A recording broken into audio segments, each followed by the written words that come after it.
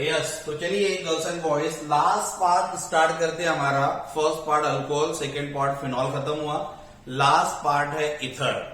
Ether को define किस तरीके से किया जाएगा?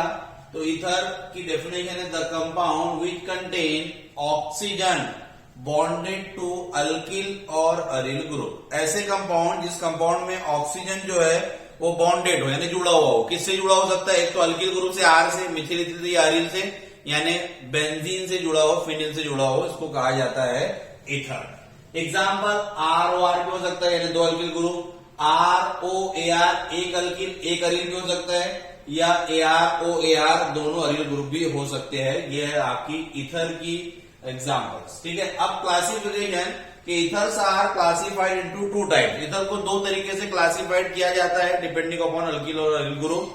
Number first one is the simple और सिमेट्रिकल इथर।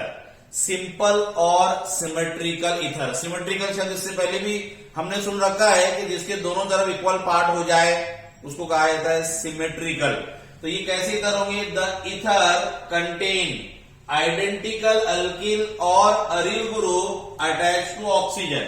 ऐसे इथर जिसमें ऑक्सीजन से जुड़े हुए अल्किल या फिर अरिल ग्रुप दोनों भी कैसे होना चाहिए? एक समान, आइडेंटिकल होना चाहिए, एक जैसे होना चाहिए। ऐसे इथर को कहा जाता है सिंपल और symmetrical ether. Example dimethyl ether. Oxygen के दोनों साइड में आइडेंटिकल ग्रुप है मिथिल, नाम हो गया डाइमिथिल इथर। डाइथिल इथर दोनों साइड में कैसे ग्रुप है? Diethyl ether. डाइफिनिल इथर दोनों साइड में कैसे ग्रुप है? Diphenyl ether. एकदम सिंपल। दूसरा इथर है मिक्स और अनसिमेट्रिकल इथर। यस, तो क्या डेफिनेशन होंगी? द इथर कंटेन डिफरेंट, जहां आइडेंटिकल शब्द लिखा है वहां पर क्या आ जाएगा? डिफरेंट अल्किल कॉमा अरिल यानी oblique aryl group attach to oxygen atom. Definition मैंने लिखी नहीं है, आपको लिखना है खुद से बनाकर, बस आइडेंटिकल की जगह डिफरेंट कर देना है। उसको कहा जाता है मिक्स्ड और अनसिमेट्रिकल इथर। एग्जाम्पल हो जाएंगे इथिल मिथिल इथर। एक तरफ इथिल लगा, एक तरफ मिथिल लगा। अल्फाबेटिकली इथिल फर्स्ट आता है, इसलिए इथिल मिथिल इथर। एक तरफ मिथिल एक तरफ फिनिल, बेंजीन को फिनिल बोलते हैं अपन, कॉमन नेम।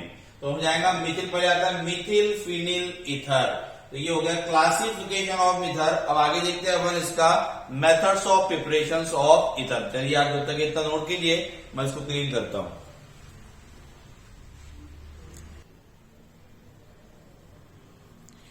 हाँ तो चलिए methods of preparation of ether देखते हैं। नंबर पहली है from dehydration of alcohol. Alcohol का डिहाइड्रेशन अपन पहले भी कर चुके हैं अल्कोहल का, अल्कोहल पार्ट में। तो अल्कोहल का डिहाइड्रेशन करने पर अल्कीन बनता है। H2SO4 इस्तेमाल करके कॉन्सेंट्रेटेड अपन डिहाइड्रेशन करवाते हैं, रिमूवल ऑफ वाटर, तो अल्कीन बनता है। यहां पर भी हमको डिहाइड्रेशन ही करना है अल्कोहल का, लेकिन यहां पर टेम्परेचर पे ध्यान रखना है।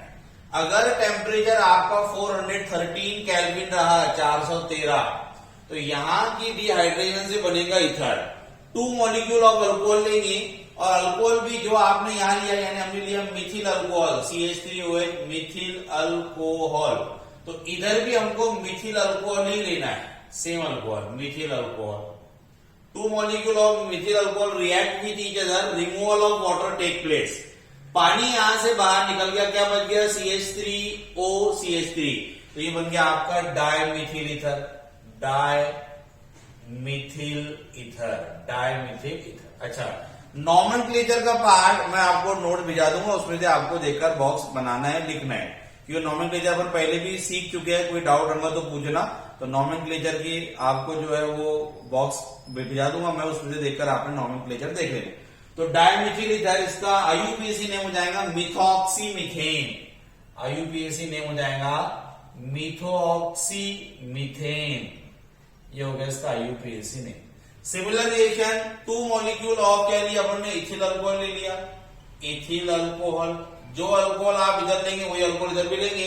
Concentrated H2SO4 413 kelvin to give diethyl ether. इसका नाम हो जाएगा di ethyl ether. IUPAC name ethoxyethane. Yes, ethoxyethane इसका IUPAC नेम रहेगा।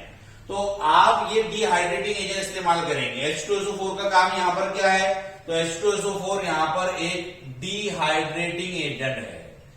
डिहाइड्रेटिंग एजेंट, जो पानी को बाहर निकाल के देगा at low temperature. High temperature पे करते तो अल्कीन बनता है, लो टेम्परेचर पे ईथर बनता है। इसके अलावा एक और डिहाइड्रेटिंग एजेंट होता है H3PO4 फॉस्फोरिक एसिड। ये भी आप डिहाइड्रेटिंग एजेंट इस्तेमाल कर सकते हैं, लेकिन बुक में ये दिया तो अपन ये लिए, ठीक है। अब इसकी लिमिटेशन क्या है? तो लिमिटेशन है इसका पहला कि ओनली सिंपल और symmetrical ether is prepared by this method. यानी ये मेथड से आप सिर्फ सिंपल ईथर और सिमेट्रिकल ईथर ही बना सकते हैं, यानी diethyl ether, dimethyl ether, ethyl methyl ether वगैरह यहां पर आप प्रिपेयर नहीं करेंगे, ठीक है। ये इसका लिमिटेशन है। दूसरा लिमिटेशन क्या है कि एट हाई टेम्परेचर कितना 443 केल्विन, अगर इतना टेम्परेचर हो जाता है तो सेकेंडरी और टर्शियरी अल्कोहल अगर आप लेते हैं तो उससे अल्कीन मिलता है। क्या मिलता है? अल्कीन। तो ये लिमिटेशन मैंने पहले ही कहा कि लो टेम्परेचर पे डिहाइड्रेशन से ईथर बनेगा और हाई टेम्परेचर पे डिहाइड्रेशन से बन जाता है आपका अल्कीन। ये लिमिटेशन। अब फिर हमको इसका मैकेनिज्म दिया है, वही बॉक्स में इंक्रीज योर नॉलेज करके बॉक्स है बुक में दिया हुआ, उसमें ये मैकेनिज्म दिया हुआ।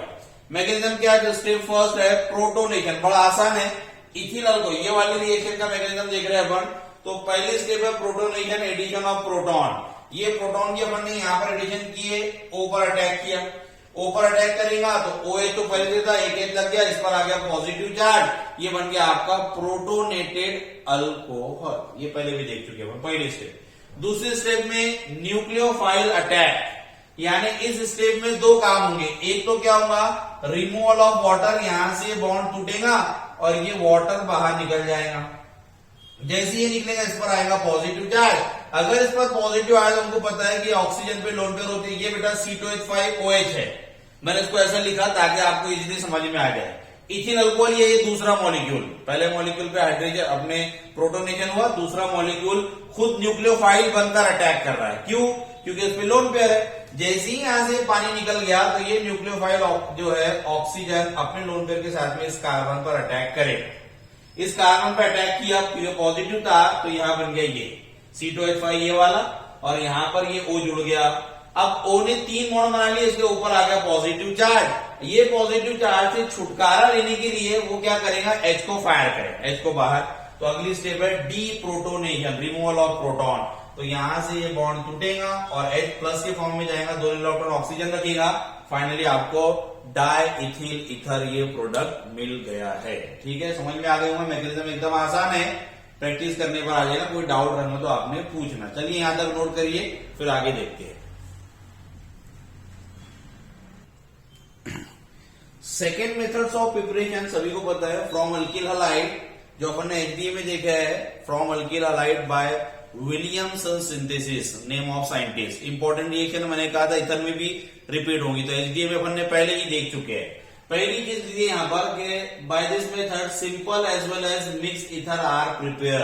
ये वाली मेथड से सिंपल और मिक्स दोनों भी ईथर अपन बना सकते हैं। हालांकि इससे पहले वाली मेथड से अपन ने सिर्फ सिंपल ईथर बनाया था, मिक्स ईथर उससे नहीं बनते थे। ठीक है, तो चलिए क्या रिएक्शन है? तो सिंपल रिएक्शन है by action of NaOH, alkyl halide पर सोडियम अल्को ऑक्साइड का एक्शन करना है। तो मैंने लिया RX alkyl halide, sodium alkoxide, NaH निकल के ROR बन गया।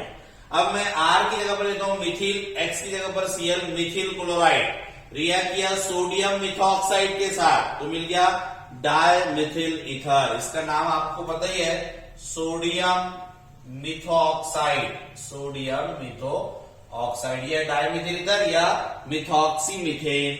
अगर हमने यहां पर मिथिल क्लोराइड लिया, यहां पर कर दिया सोडियम इथॉक्साइड, इथॉक्साइड, तो यहां मिल जाएगा आपको इथिल मिथिल ईथर, NaCl बार हो जाएगा।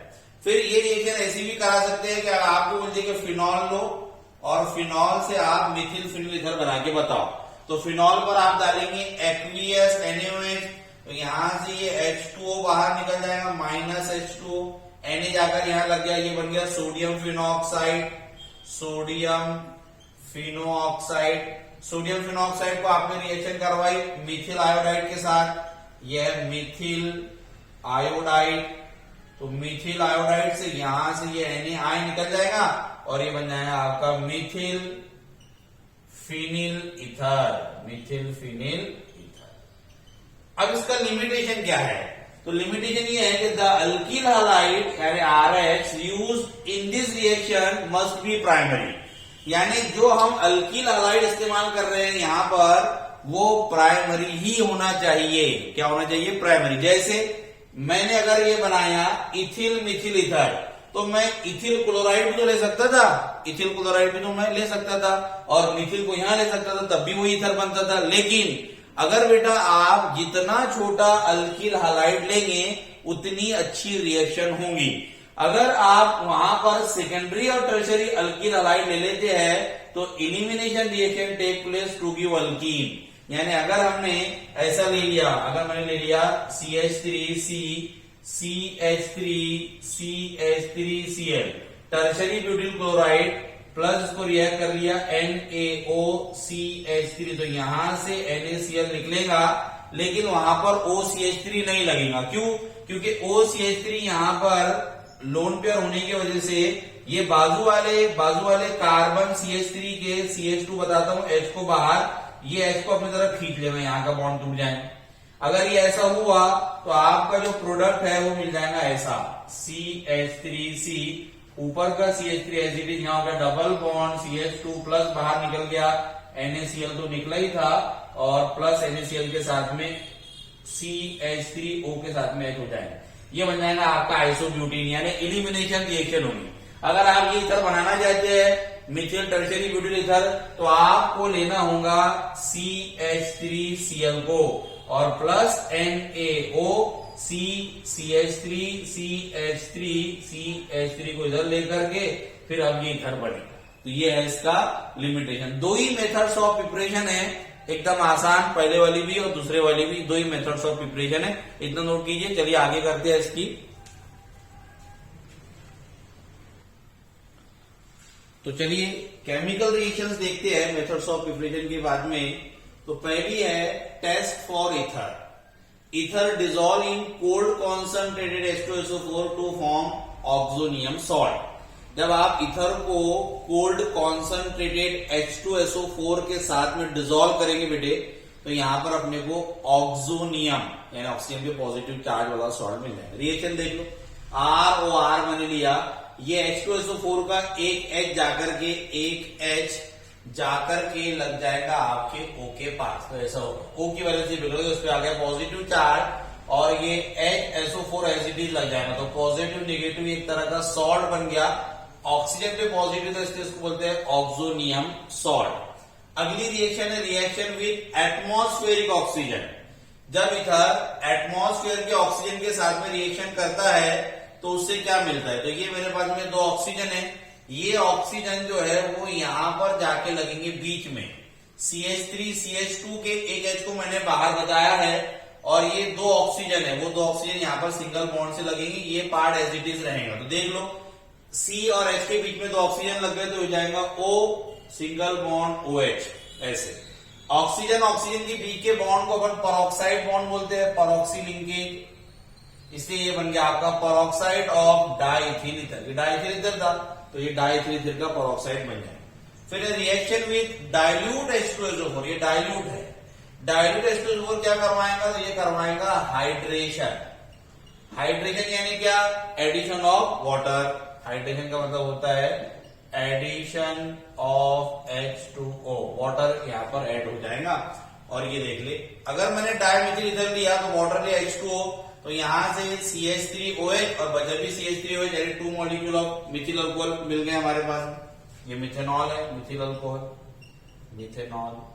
अगर आप अलग अलग इथिल मिथिल ईथर से रिएक्ट करते हैं तो एक मॉलिक्यूल बनेगा इथिल अल्कोहल का और एक मॉलिक्यूल बनेगा मिथिल अल्कोहल का। ठीक है, आगे पीछे बता सकते हैं, मिथिल अल्कोहल इथिल अल्कोहल ये बन गया। फिर रिएक्शन विद PCl5।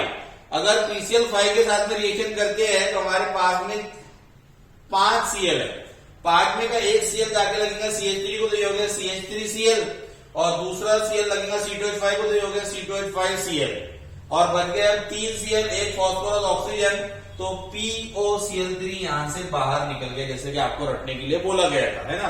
तो यहाँ पर एक मॉलिक्यूल मिथिल क्लोराइड का, एक मॉलिक्यूल इथिल क्लोराइड का। अगर आप यहाँ पर दो बॉल ले लेते, यहाँ CH3O CH3 यानी डायमिथिल ईथर ले लेते प्लस उस पे PCl5 करवाते तो क्या बनता प्रोडक्ट? यस, तो यहां पर 2 टाइम CH3Cl प्लस बन जाता POCl3। अगर यहां पर आप C2H5O प्लस करवाते PCl5 तो क्या बनता प्रोडक्ट? यस, तो प्रोडक्ट बनता 2 मॉलिक्यूल ऑफ C2H5Cl, बाहर हो जाता POCl3। इस तरीके से ये केमिकल रिएक्शंस है।